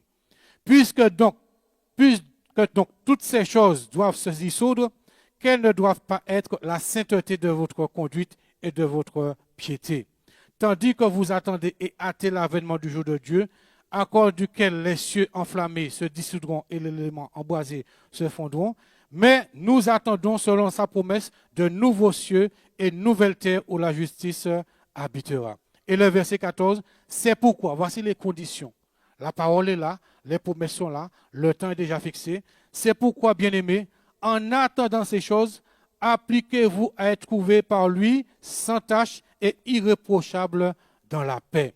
Croyez que la patience de notre Seigneur est votre salut, comme notre frère bien-aimé Paul vous l'a prescrit. On va s'arrêter là. Donc voilà la condition pour pouvoir entrer dans ce que Dieu a préparé d'avance pour nous. Pour que tu puisses entrer dans les choses que Dieu a préparées pour toi, soit dans la paix, soit dans la patience, soit aussi irréprochable dans sa volonté. Vous voulez dire que la patience, voilà, croyez que la patience de notre Seigneur est votre salut. Le verset 14, c'est pourquoi, bien-aimés, en attendant ces choses, appliquez-vous à être trouvés par lui sans tache et irréprochable dans la paix. Tout ça pour vous dire, pour terminer, le temps de Dieu, ce n'est pas notre temps. Savoir que c'est Dieu qui contrôle son temps. Tu as le pouvoir, peut-être tu as un rendez-vous quelque part, tu peux annuler le rendez-vous.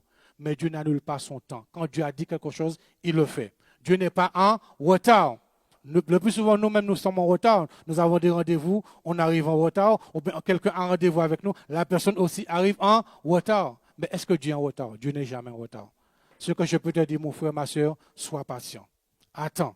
Le temps de Dieu est déjà là. Il a déjà fixé le jour où tu seras délivré, le jour où tu seras restauré, le jour où tu seras rétabli, le jour pour pouvoir créer ton entreprise, pour acheter une maison, pour pouvoir entrer dans ce que lui-même a préparé pour toi. Alors que Dieu vous bénisse. Soyez patient, soyez dans la paix, soyez dans la foi et marchez devant sa face et soyez intègres.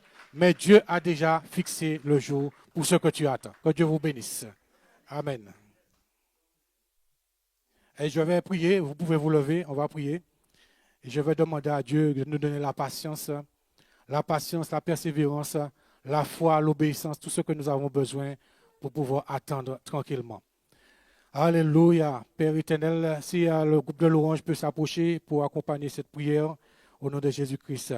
Alléluia. Tu peux demander à Dieu la patience, demande à Dieu la foi, demande à Dieu la persévérance. Demande à Dieu ce qui te manque.